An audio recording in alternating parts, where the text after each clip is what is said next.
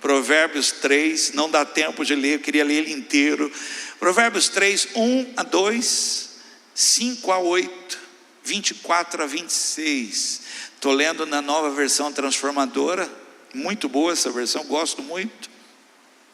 Meu filho, não se esqueça de minhas instruções, guarde meus mandamentos em seu coração. Se assim fizer, viverá muitos anos e sua vida será cheia de paz. Confie no Senhor de todo o coração, não dependa de seu próprio entendimento, busque a vontade dEle em tudo que fizer, e Ele lhe mostrará o caminho que deve seguir.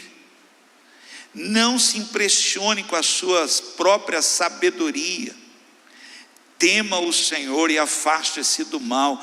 Então, por favor, vai recebendo essa palavra, recebe, olha, então você terá saúde para o corpo e força para os ossos. Quando for dormir, não sentirá medo. Quando se deitar, terá sono tranquilo. Quem pode dizer amém? Sem remédio, sem nada, irmãos. Olha que coisa linda, olha. Por quê? Porque quem está guiando a sua vida é você vai deitar e vai dormir. Salmo número 4. Salmo número 4 é isso. Em paz me deitarei e dormirei, porque só tu, Senhor, me fazes habitar em segurança. Tem outro salmo também. Em paz me deito e logo pego no sono, né? Por quê? Porque Deus está guiando sua vida. Continuando aqui, terá sono tranquilo, não precisará temer o desastre repentino, nem a destruição que vem sobre os perversos, pois o Senhor será sua segurança, não permitirá que o seu pé fique preso numa armadilha. Amém? Curva a cabeça, fecha os olhos, vamos orar. Pai, em nome de Jesus, ama a tua palavra. Estão reunidos aqui nesse lugar pessoas que vieram para ouvir uma palavra do céu. Senhor, longe de nós aqui a sabedoria humana, mas que seja agora a sabedoria do céu sobre a nossa vida. Vem impactar o nosso coração. As crianças lá, Senhor, recebam mesmo uma porção tremenda da palavra. As crianças desçam lá do Ministério Infantil falando da palavra que aprenderam hoje. Nós também saímos aqui dizendo: Deus falou comigo, em nome de Jesus, amém. Deus quer falar muito com você hoje. Pegue algo aí, anote, guarda aí. Vamos lá, gente. Eu tenho falado aqui para vocês, eu graças a Deus sou muito feliz por isso. Eu prego a palavra, comecei a pregar com 16 anos de idade. Graças a Deus, vou fazer aí 56. Vocês estão querendo que eu fale que é 10 de março? Não vou falar que é 10 de março. E eu já fui muito confrontado já, gente, pregação, sobre pregação, aqui mesmo na Carisma, nós temos 23 anos a Carisma, por pessoas que não sabem como funciona a pregação da palavra, né? O céu responde à oração feita, né? Uma igreja que ora pela palavra, pela pregação, recebe do púlpito o seu clamor. Uma igreja que não ora pela pregação, eu vou lá na igreja, não orou, não buscou, talvez não faça sentido nenhuma pregação do púlpito. Jeremias 33:3, na Almeida Revista e Corrigida, diz: clama a mim e responder-te-ei, anunciar-te-ei coisas grandes e firmes que você não sabe. Olhe para cá. O clamor da igreja se derrama sobre o púlpito. Quantas pessoas já me procuraram dizendo: pastor, Deus só confirmou que Ele já estava falando comigo, porque a pessoa estava orando, pedindo a Deus.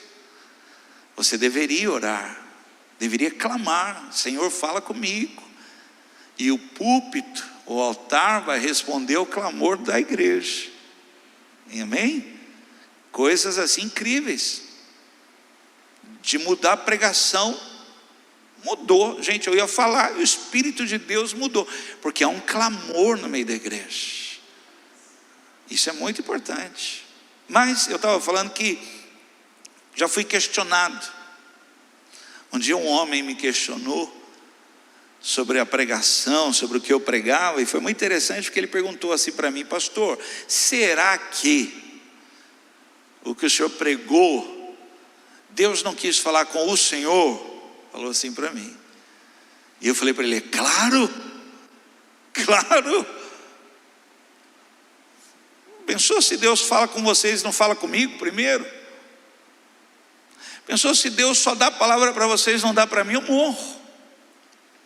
Mas aí eu usei o apóstolo Paulo, que fala para a igreja, dizendo: o que eu recebi do Senhor, também vos ensinei. Mais do que depressa, eu vim correndo contar para vocês o que Deus falou para mim e comigo, né? E é triste porque a palavra não fazia sentido para ele, né? Mesmo tendo um filho morador de rua, uma esposa triste, um casamento arruinado, e a pregação para ele não fazia sentido. Outra vez eu fui questionado sobre a pregação, porque aqui na Carisma nós cremos que Deus opera. Quem crê nisso? Deus faz coisas tremendas, nós cremos nisso. Mas, por exemplo, Deus, Ele é abençoador, mas Ele não abençoa rolo. Deus não abençoa coisa mal feita. Não adianta você levantar a sua mão e fazer oração forte para aquilo que é mal feito, desorganizado, rolo. E uma vez eu fui questionando, inclusive a pessoa saiu da igreja. Por quê? Porque ela entendia, e uma pessoa que orava muito, não orava pouco não, só que ela tinha uma vida desorganizada, endividados. E a gente ensina que não tenha dívida, não faça isso. Nós somos contra a dívida. Nós entendemos que se você administrar o pouco, se você colocar na ponta do lápis o pouco, Deus vai prosperar o seu caminho, porque Ele vai pôr a mão dele, sobre o pouco haverá o muito, né? E ele entendia o quê? Que ele orava e Deus pagava as dívidas. Eu acredito nisso, mas você tem que parar de gastar. Mas ele entendia que Deus faz tudo, eu apenas oro e continuo com o cartão e tal. E ficou bravo comigo, porque eu disse: não, você para de gastar, Deus prospera a sua vida. Mas se você continua gastando errado, não, Deus não é assim. Deus não é assim, em Deus não há confusão. Alguém está ouvindo isso? Mas hoje eu queria falar algo para você, porque o questionamento dele comigo foi que Deus faz tudo. Eu acredito nisso, irmãos, que Deus faz, mas eu acredito em uma grande parcela é minha. Alguém entende isso? Eu acredito. Alinha o teu caminho. Por exemplo, quem não tem celeiro, como é que Deus vai encher celeiro? Quem não é abençoador, para que Deus vai abençoar? Você entende? Mas hoje eu queria ir na contramão até mesmo disso. Eu queria pregar algo para você que é muito importante, muito mesmo. E eu tenho certeza que alguns já viram isso, já viveram isso. É quando Deus faz. Amém? A palavra de hoje, quero estudar com você: Deus vai fazer. Você pode falar isso para alguém aí? Diga para ela muito sério assim: Deus vai fazer. Deus vai fazer. O texto que lemos, eu estou lá em Provérbios agora, ele está ensinando como um pai ensina um filho. Ele está falando, e é uma palavra muito boa, muito gostosa, até lendo, porque ele está falando como um pai está falando com o filho. Filho, ele está falando isso, a palavra é desse jeito. E ele está ensinando como um pai a depender de Deus, e a ver Deus se mover, Deus operar, porque nele está o querer e o efetuar. E eu queria hoje pregar o teu coração, de você viver de tal maneira, que você verá com os teus olhos, Deus se movendo sobre a sua vida. Você vai ver um agir de Deus tremendo, e quem viu isso, quem viveu isso, quem esteve com o coração alinhado a Ele, quem se rendeu a Ele, e viu Ele agir, viu coisas sobrenaturais, viu o céu se abrir,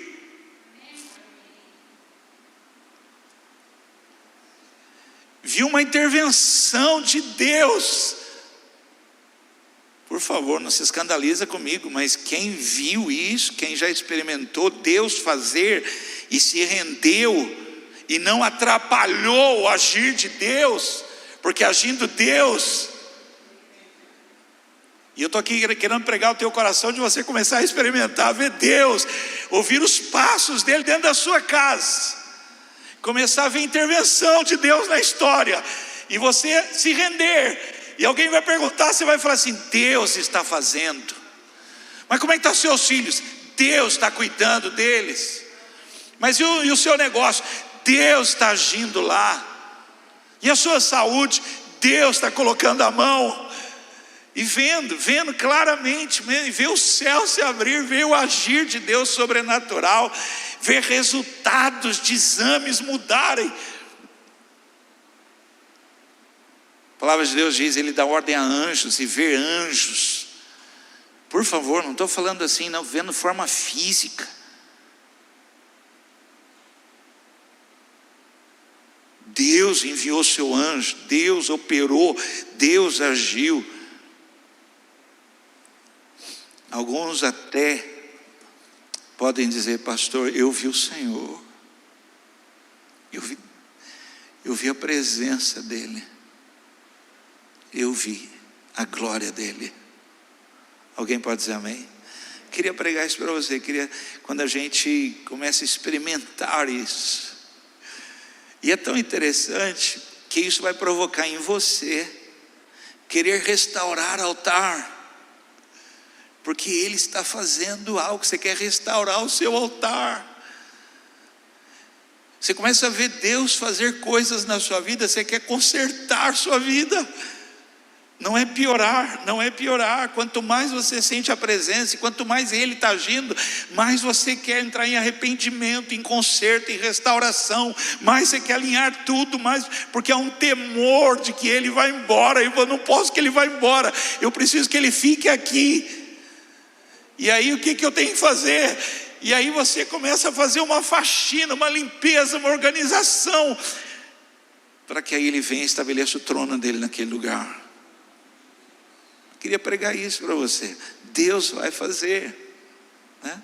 E eu estou no texto Provérbios, e eu queria ver com você algumas coisas que impedem, se tornam empecilhos mesmo, para que Deus haja completamente, para que Ele tenha liberdade. Você pode falar isso comigo? Se você que está ouvindo, fala assim: Deus, Tu tens liberdade de agir na minha vida. Olhe para cá, mas por favor, você tem que entender que isso é assim, sai da frente e diga para Ele: Senhor, pode fazer.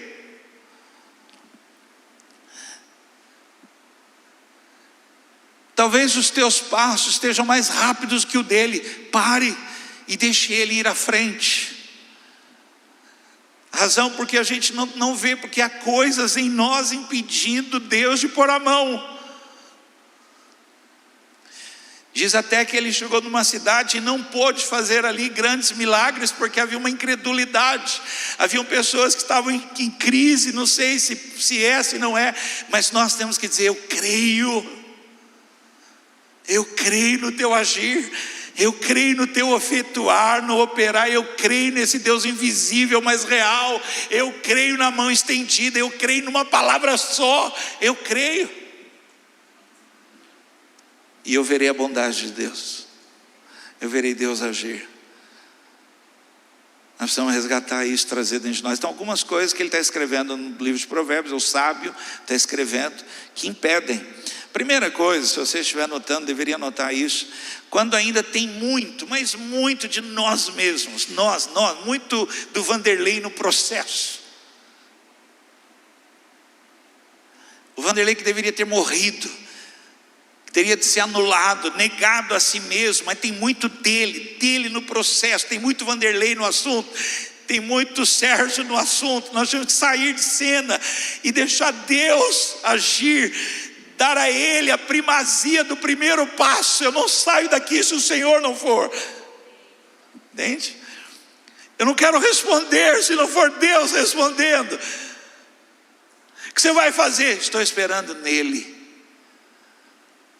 e eu vou ver Deus agir. Quem pode dizer um amém? Estou pregando algo para você. Deus vai fazer, Deus vai guiar a tua entrada e a tua saída. Mas tem muito de nós, tem muito.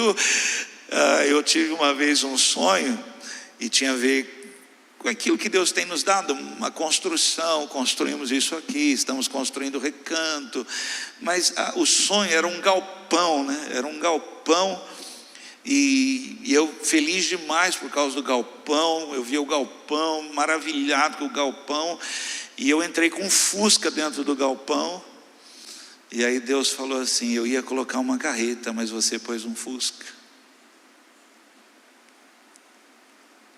E eu todo feliz, né? Está vendo? Talvez os seus pensamentos você precisa rever, porque os meus são mais altos que os teus. Você está me atrapalhando. Tem muito de nós, muito do que você acha. É sobre isso que eu quero falar aqui. Então, primeira parte que eu queria estudar com você aí, ele fala lá assim, ele diz assim no texto: olha, não dependa de seu próprio entendimento. E depender aqui é quase que ser escravo. Depender aqui é que você age debaixo disso. Entendimento é tão perigoso, porque o entendimento gera juízo, ele provoca juízo. Você sabe que tem um conhecimento, sabedoria, entendimento. O entendimento, ele é tão, uma pessoa, eu entendo do assunto, o que ela tem? Ela tem um juízo sobre aquilo. Você pode até querer ensinar ela, ou talvez trazer um upgrade, mas ela já gerou um juízo sobre aquilo, e ela limita.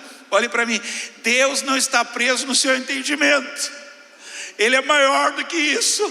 Talvez você está esperando Ele entrar por aquela porta e Ele desce, mas no seu entendimento há uma forma que você quer por Deus, e Ele não age segundo a sua forma. E no entendimento que você gera um juízo sobre aquilo, você quer ensinar Deus a fazer. E no seu entendimento que gera um juízo dentro de você, você quer dar ordem para Deus. Então tem muito de nós, uma bagagem muito grande. O que nós tínhamos que fazer é dizer: Senhor, eu não sei, Tu sabes, Tu sabes. Eu quero me anular todo o entendimento que eu tenho sobre isso. Quem tem filhos? O seu entendimento e o meu, vou falar o meu, porque senão você acha que eu estou criticando você. O seu entendimento e o meu geram um juízo dentro de nós, que nós sabemos tudo sobre filhos.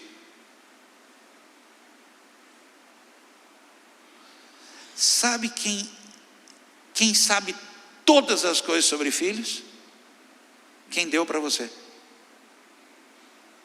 Por isso que na igreja temos uma prática: trazemos os filhos no altar e devolvemos e dizemos: é consagrado ao Senhor, porque nós somos mordomos dos nossos filhos. Deus nos deu como herança preciosa. Mas quem sabe tudo dos nossos filhos, quem tem os dias dos nossos filhos escritos, é o Senhor. Ele sabe todas as coisas. Para nós, por exemplo, chega uma hora para a gente começa a pensar: não tem mais jeito, você não sabe nada que Deus está fazendo. Você não sabe nada do que Deus está fazendo. Tem hora que você olha assim e fala: meu Deus, o coração do meu filho está mudando, está se perdendo. Deus está trabalhando um coração de rei ali, porque Ele inclina o coração do rei como ribeiros de água, para onde Ele quer. Alguém acredita nisso? Por que isso não acontece? Tem muito de nós. Eu me lembro, o Renan nasceu, e eu e a Loide, a gente queria tanto fazer certo, né? O maior cuidado. Se eu pudesse, colocaria o Renan numa bolha. Mas não tinha uma bolha para caber esse cara também, né? E fomos ao médico, que o Renan mamava e chorava. Chorava, gente, chorava, mas era um negócio doido, chorão. E fomos ao médico, o médico xingou nós dois, lembra? Ele falou: mas quanto vocês estão dando de leite para ele? Nós falamos assim: mas vocês estão dando isso para um bezerro? Outra coisa, a gente não colocava o Renan no chão, né? A gente cuidava e tal. Ele falou: bota esse menino no chão para pegar bactéria. Eu falei: que isso? Isso é médico? Põe esse menino para pegar anticorpos. Gente do céu, aquilo matou nós dois. Como é que não vamos fazer isso? Deus tem planos com a vida dos seus filhos. Tem muito de nós nisso, muito de entendimento. Nós trazemos uma definição, mas eu queria dizer algo para você: Deus é que sabe todas as coisas, né? Então cuidado, porque ainda, eu queria ler com você Juízes capítulo 7, por isso que eu estou te pedindo para estudar comigo. Juízes capítulo 7, o entendimento provoca juízo, definição. Você traz uma definição para Deus, você ora a Deus com uma definição, mas é Ele que sabe. A nossa oração tinha que ser assim: Senhor, Tu sabes, o Senhor sabe o dia de amanhã, o Senhor sabe o futuro de todas as coisas, o Senhor sabe, eu não sei, mas nós oramos com uma definição muito forte dentro de nós, um posicionamento que está em Deus.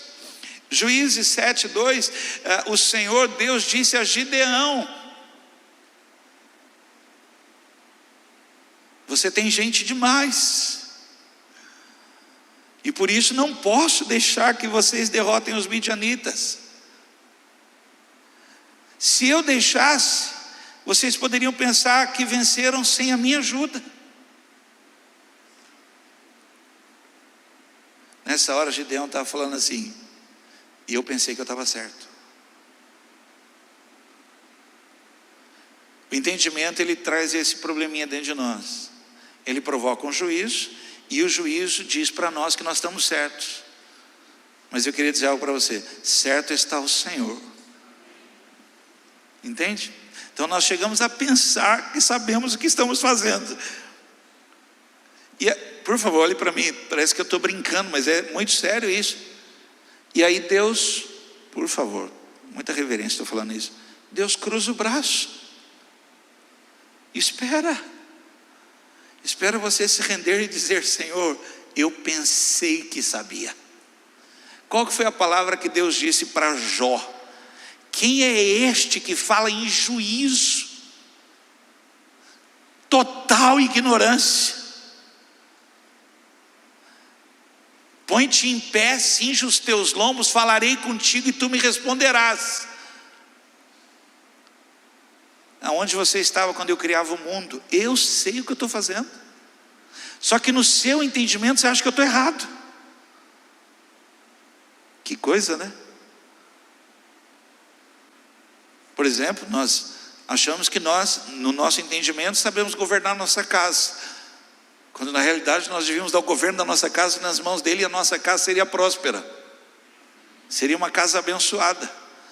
Mas tem muito de nós naquele lugar. Igreja, gente, quem entende de igreja é o dono da igreja.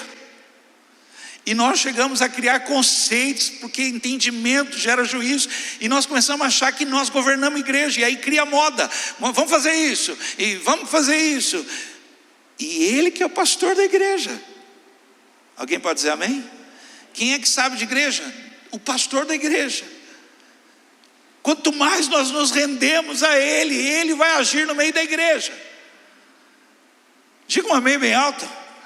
O culto começa nele e termina nele, e ele interrompe o culto que nós achamos que estamos fazendo certo.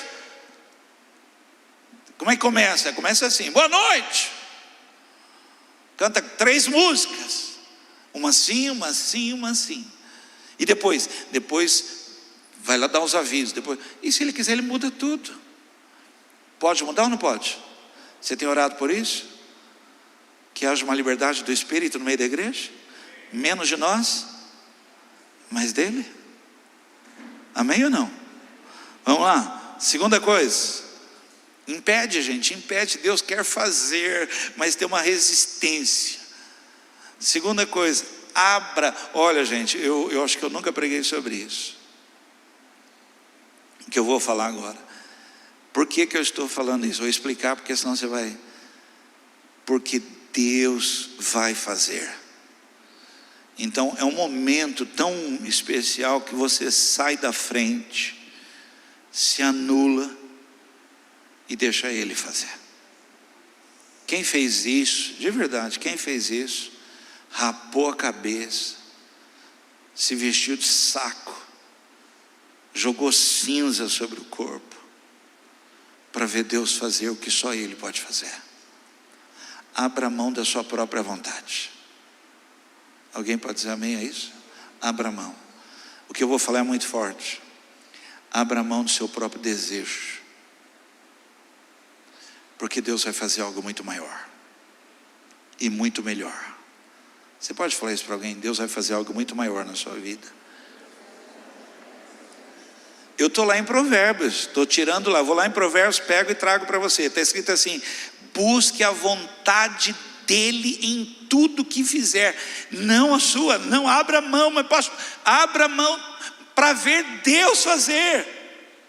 Olha aqui para mim, depois que ele começar a fazer, depois que ele agir, vá conversar com ele sobre a sua vontade, se é que você ainda vai ter coragem de fazer isso, porque a vontade dele é sempre, é muito melhor. E agora o problema é isso, porque a vontade dele pode ser totalmente contrária, e geralmente é contrária à minha, porque a minha é humana.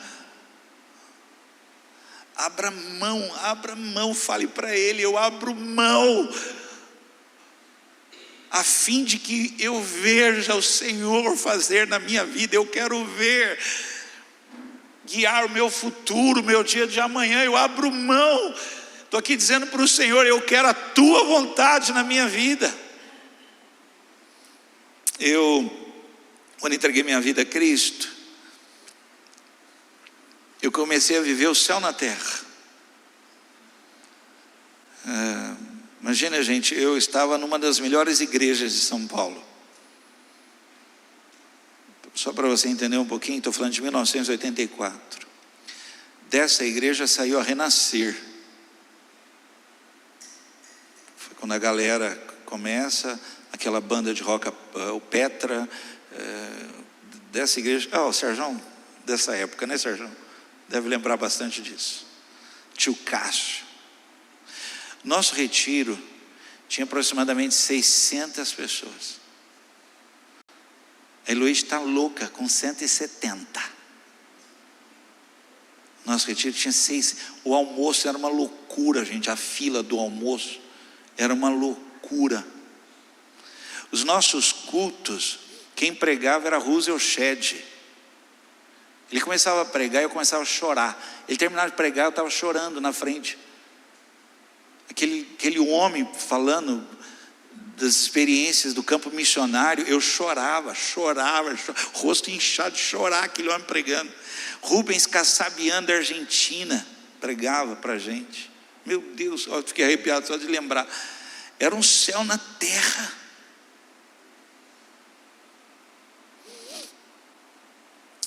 De uma hora para outra, assim, da noite para o dia, tive que voltar para Guará. E eu chorava, implorava: não quero voltar. Eu morava de favor, debaixo de uma escada, num quartinho, e eu tentei morar, porque eu trabalhava no banco, eu era boy no banco. Tentei morar com a faxineira do banco, era uma senhora, quase que para não voltar para Guará. Eu queria ficar lá, não queria perder esse céu que eu vivia lá, mas não teve jeito. Eu voltei para Guará, Fui trabalhar num depósito sujo, trabalhava no banco, fui trabalhar num depósito sujo. A metodista não me aguentou. Fui para a Batista, fui batizado no Espírito Santo, fui expulso da Batista.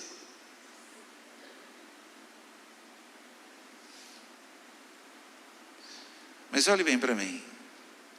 Hoje eu estou pregando para você aqui com um gozo tão grande no coração, que a vontade de Deus é bem melhor que a minha.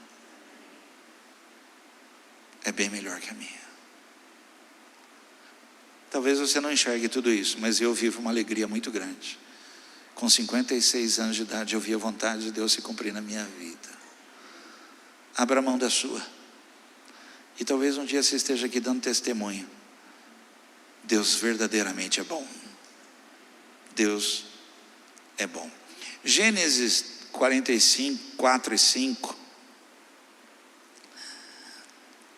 Olhe, quando você conseguir fazer isso e ver, mas você vai ter que ver, abra a mão da sua vontade, desejos particulares, assim, coisas assim, abra a mão disso a fim de ver Deus fazer, Deus conduzir, perguntar a Ele: Senhor, tua palavra diz que os planos do Senhor são maiores que os meus.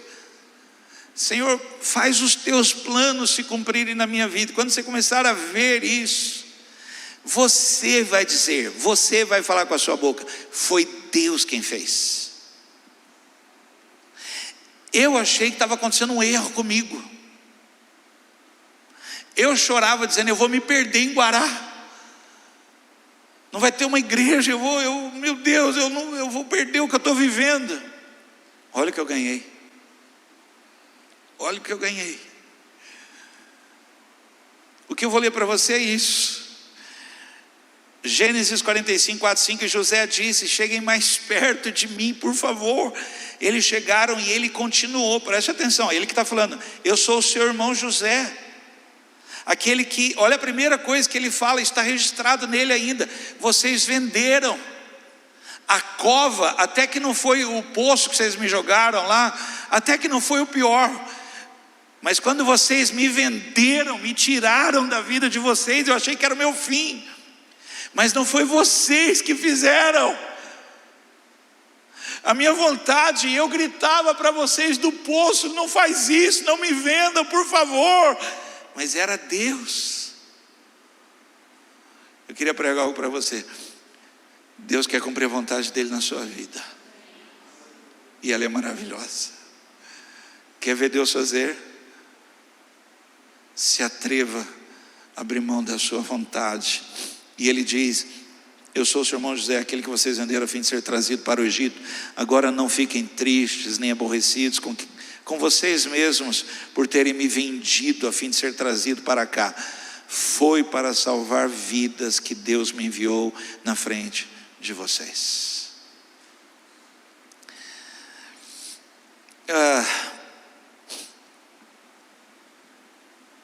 Quando um pastor coloca sua própria vontade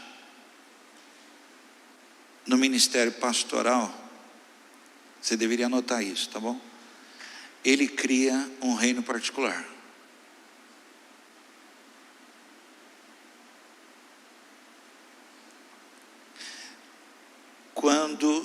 E pior, né, que aí ele começa a tomar honra para si. Mas quando a vontade é do Senhor, o reino é dele.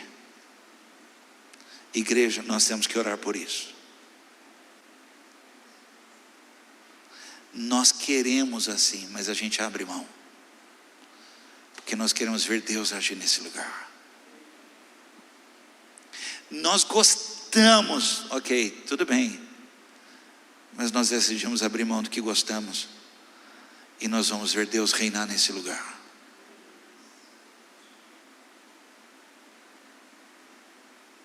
Porque se ficar no que nós gostamos, nós limitamos o agir de Deus. Puxa, se você entender isso, você vai me apoiar.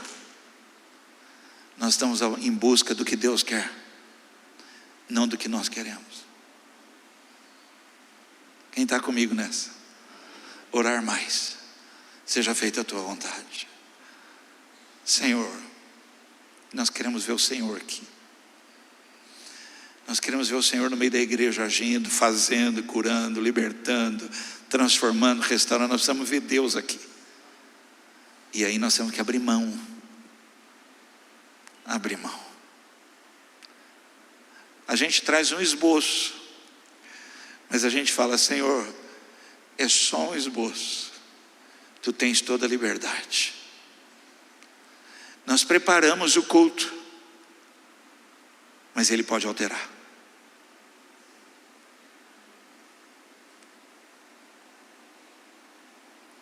Nós temos planos, mas a última resposta, pois a resposta certa está nele. Alguém pode dizer amém a isso? Você pode falar comigo? Fale assim: venha o teu reino. Fale forte: venha o teu reino. Gente, nós temos que falar isso. Vai. Venha teu reino, seja feita a tua vontade. 3, vamos lá. Coisas que impedem. Você deveria anotar, hein? Não faça você. Não faça. Peça para Deus fazer através de você. Não faça você. Não entra nessa, não faz isso, não. Talvez você não veja, eu estou aqui na frente, está terminando a parte do louvor. Se a Lucila, ela já faz assim. Se o Renan esquece de mim, e eu estou ali, eu vou subir para pregar, mas eu estou ali falando: me leva ali para pregar a tua palavra. Me leva ali para pregar a tua palavra. Dá até pânico, dá temor, dá medo, porque Ele pode mudar tudo. Se um dia eu subir aqui, gente, e não sair uma palavra da minha boca, glorifiquem a Deus, porque Ele vai falar. Ele pode fazer. Pode ou não pode? Você dá essa liberdade ao Espírito no meio da igreja? Precisamos buscar isso. Então não faça você, não faça. Peça para Ele fazer através de você. Estou te dando um conselho. Você precisa resolver uma causa, está indo discutir um assunto, está indo resolver. Ore e fala: Senhor, eu não quero falar, porque se eu falar eu vou estragar tudo. Senhor, fala por mim.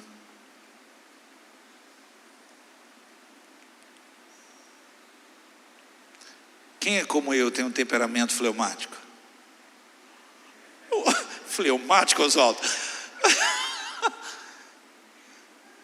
Eu insisto em falar que sou fleumático, mas ninguém acredita. Quem é sanguíneo, colérico aí? Gente, a vontade é cortar a orelha. Toda hora. É melhor Deus, sim ou não? Deixa Deus fazer, melhor Deus, põe Ele na frente. Fale, Senhor, age por mim. Olhe para cá. Eu estou te explicando a razão porque em nós é tão difícil pedir perdão, é muito difícil. Mas se for Ele, se Ele fizer por nós, não é difícil. Alguém concorda? Se for Ele agindo. Por isso que produzir fruto em nós é muito difícil. Mas uma bananeira não faz força para dar banana. Nós fazemos uma força, gente, para ser adorador, uma força para fazer uma força. E tem gente que ainda fala: pastor, ora por mim. Eu tenho que interceder para ele fazer o que Deus quer que ele faça. Porque ele está resistindo. Então não faz você, deixa Deus fazer. Alguém pode dizer amém?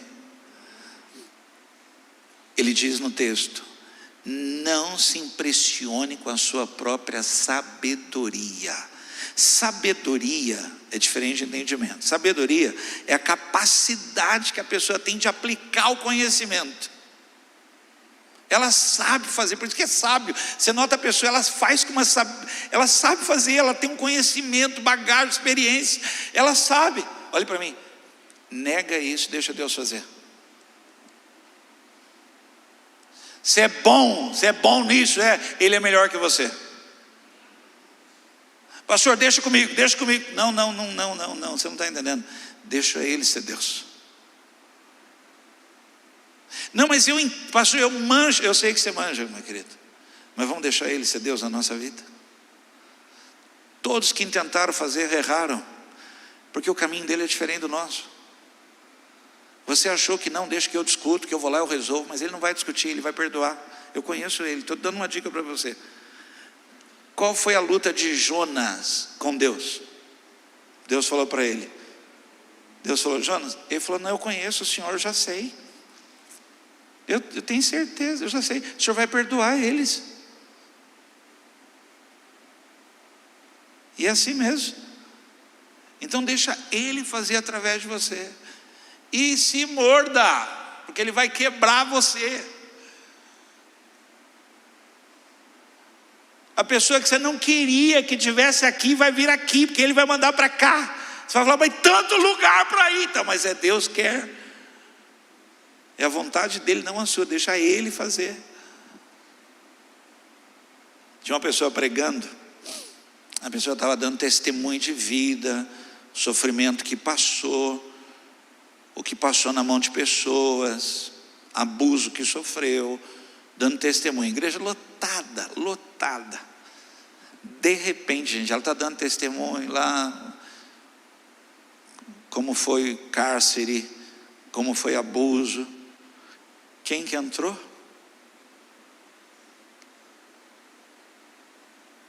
O algoz. Entrou e sentou. Quando ela viu, travou.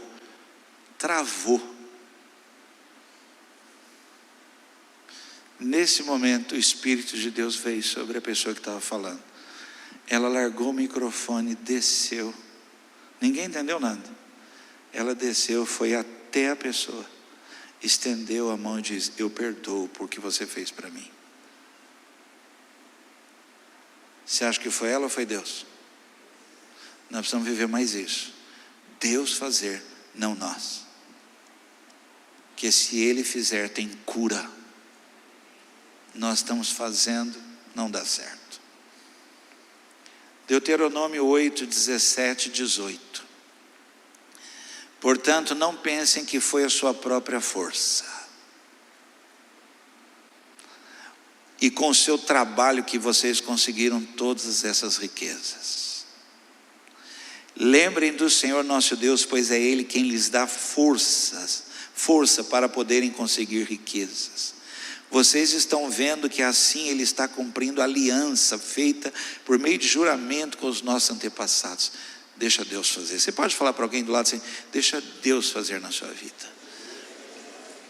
Gente, eu sou economista, sou formado em economia, sou administrador de empresas. E uma coisa que para mim é difícil, gente, porque assim, eu sou administrador. Então 2 mais 2 para um economista, um administrador, 2 mais 2, gente, é 4. Não é 3,99 nem 4,01. 4,01 tem um erro.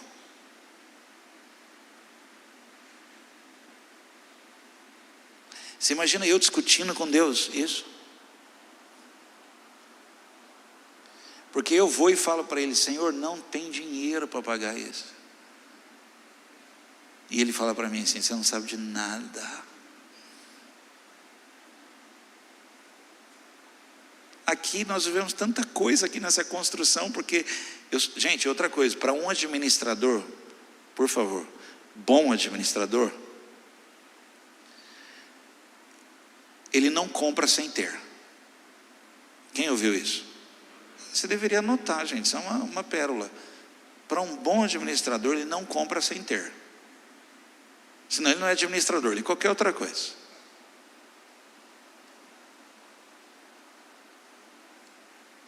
Só que Ele é o Deus da provisão. E aí toda essa sabedoria que eu tenho, de faculdade, de ter administrado empresas, eu tenho que ir nele, porque ele vai operar um milagre. E ele vai mandar de onde não tem. Se eu for fazer, eu ponho Deus numa caixa. Se ele vai fazer, é milagre. Esse piso todo que você está vendo aqui, lá em cima, esse porcelanato, são 750 metros de porcelanato, que parou uma carreta na porta aqui, ó. A carreta fez essa curva todinha da rua aqui. Foi a doação de amigos que mandaram para cá esse piso. Não pagamos R$1 nesse piso. Todos os vidros dessa igreja, tudo que você vê vidro, foram pessoas que estão sentadas aqui, ó, que doaram. Falou, esse vidro é meu. Tem família que falou assim, o vidro ali é meu, da nossa casa, ou daquele ali é meu, a porta da cozinha é minha. Nós não tínhamos R$1 para comprar o vidro. Imagina para um administrador, isso é uma quase morte. Mas deixa Deus fazer, não você. Quem pode dizer amém? Vamos ver algumas coisas e eu termino aqui, gente. Que se nós permitirmos, se nós entendermos esse processo de nós deixarmos Deus ser Deus, Ele vai fazer. Palavra de hoje, Deus vai fazer. Diga amém. Deus vai fazer. Vamos lá? Gente, eu não tenho tempo. Eu queria ficar falando um monte de coisa aqui, mas não dá. Eu vou falar duas coisas aqui para você. Primeiro, Deus vai fazer uma nova história. Puxa, que amém horroroso. Deus vai fazer uma nova história. Deus vai fazer uma nova história. É diferente de escrever, porque escrito já está. Ele vai fazer uma nova história. Coisas assim que se eu contar, talvez você não acredite. Ele vai fazer. Juízes 11, versículo 1 a 6. Anote essa história. Se quiser estudar depois, vai estudar essa história. Olha a história desse homem. Jefté, da região de Gileade, era um soldado valente. Seu pai se chamava Gileade, sua mãe era uma prostituta. Anotou isso? Essa é a história. Mas Deus vai fazer uma nova história. A esposa de Gileade também teve filhos. Ele teve filho com prostituta e teve filhos com a mulher. A esposa dele também teve filhos. Quando cresceram, eles expulsaram Jefté, dizendo: você não vai herdar nada do nosso pai, porque é filho de outra mulher. Jefté fugiu dos seus irmãos e foi morar na terra de Tobi. Lá alguns homens ordinários se juntaram a ele e andavam juntos. Algum tempo depois, os amonitas foram guerrear contra o povo de Israel. Quando isso aconteceu, os chefes de Gileade, de onde ele foi expulso, foram buscar Jefté na terra de Tobi e disseram: venha com a gente e seja o nosso chefe na guerra contra os amonitas. Eu queria profetizar algo sobre a sua vida. Deus vai fazer uma nova história na sua vida. Ixi. Como nós somos tímidos na palavra de Deus, né? É porque você não acredita. Eu conheci uma mulher. Gente, eu se eu pudesse, eu pediria a ela que escrevesse um livro. Essa mulher, ela teve um namorado e ela ficou noiva, mas percalços, erros do caminho, ela não casou com esse cara. Esse noivado acabou. Falar hoje é fácil. No momento, talvez ela não entendeu o processo. Se tivesse consultado o Senhor, mas na hora pareceu, nós temos uma mania assim, né? Foi Deus. Você não sabe o que Deus está fazendo.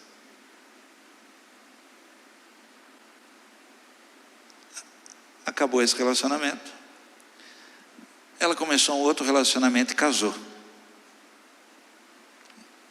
Demorou para ser feliz, lutou muito para ser feliz, teve filhos. O marido morreu. Quando o marido morreu, ela ficou sabendo de coisas que, se eu contar, você vomita. E ela foi destruída.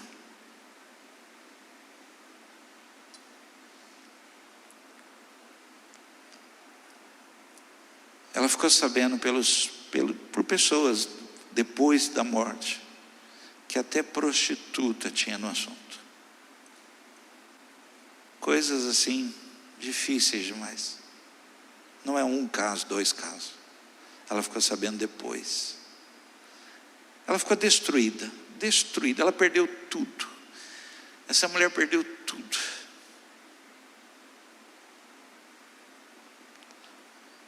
Talvez esteja assistindo a gente agora. Essa mulher perdeu tudo.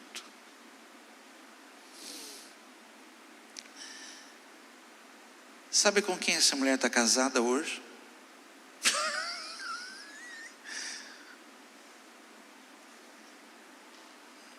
Feliz, reconstruindo a vida. Destruída, completamente destruída. Sabe com quem essa mulher está casada hoje? Com aquele primeiro, que a ama demais. Demais. Ela fala isso. Sou amada por esse homem, que me esperou. Gente, estou falando de mais de 20 anos.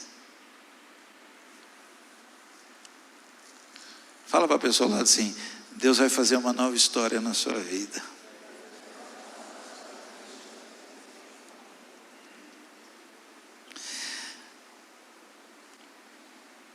Eu tinha um trabalho bom em São Paulo, gente. Eu era boy, acredita, mas tinha um trabalho bom no banco, matriz do banco. Ganhava bem, gente. Não ganhava mal, não. 15 anos de idade, é claro, eu vou falar de coisas que vocês não sabem. Eu tinha talão de cheque. Depois, põe lá Google, talão de cheque, vai dizer para você que isso existia, talão de cheque. Tinha talão de cheque. Puxa, gente, eu tinha uma igreja maravilhosa em São Paulo. Voltei para Guará. Fui trabalhar num depósito sujo. Contei para vocês, a igreja metodista não me aguentou, a batista expulsou. Hoje eu sou pastor da Carisma. Pensa num cara feliz. Quem que fez isso? Deus. Alguém que foi expulso de púlpito porque foi batizado no Espírito Santo. É pastor da igreja de Jesus Cristo. Deus escreveu uma nova história. Deus escreveu uma nova história. Deus vai escrever uma nova história na sua vida. E eu termino. Aliás, eu queria falar disso. Porque você não foi logo para o final? Não posso. Anote isso. Você vai viver o céu na terra. Que amém, hein? Meu Deus, isso não sai no YouTube não, né? Você vai viver o céu na terra. Quem viu Deus agir, fazer, viu o céu aberto. Viu o céu aberto. O céu se abriu. Mateus 6, 9 e 10 diz: portanto, orem assim. Vamos lá? Pai nosso que estás, que todos reconheçam que o teu nome é santo. Venha, que a tua vontade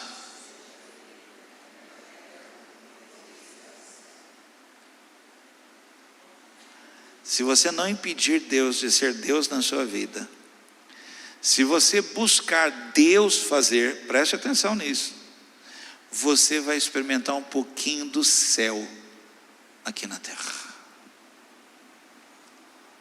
Eu conheço pessoas que já viveram um pouquinho disso. Pessoas que nada aqui fazia sentido, porque já experimentavam um gostinho do céu.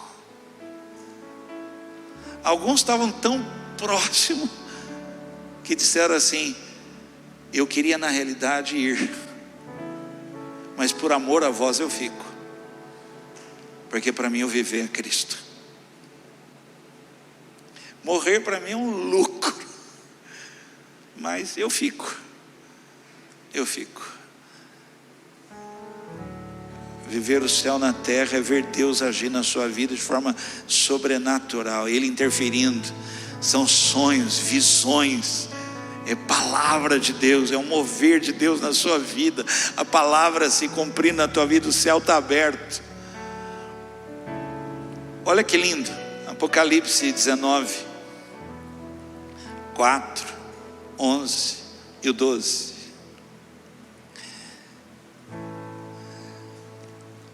Quem viu Deus fazer, comeram do que há no céu, porque diz o Senhor em Deuteronômio: Ele abrirá o seu bom tesouro, o céu, para derramar chuva na sua terra. Comeram do que há no céu, o melhor. Viveu da saúde do céu, não da terra. Viram o céu aberto e viram que há lá. Apocalipse 19 então vai dizendo assim: então os 24 líderes, os 4 seres vivos caíram de joelhos e adoraram a Deus, que estava sentado no trono, e disseram: amém, aleluia. Em seguida viu o céu aberto, e apareceu um cavalo branco. O seu cavaleiro se chama e verdadeiro. Ele julga e combate com justiça. Os seus olhos eram como chamas de fogo, e ele tinha muitas coroas na cabeça. Havia escrito nele um nome que ninguém conhece, a não ser ele mesmo.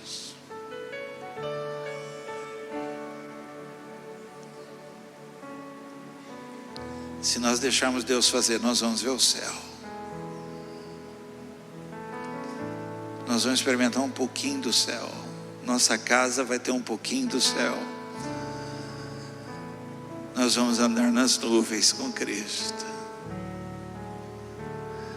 Nós vamos adorar aquele que assenta no trono e reina para sempre.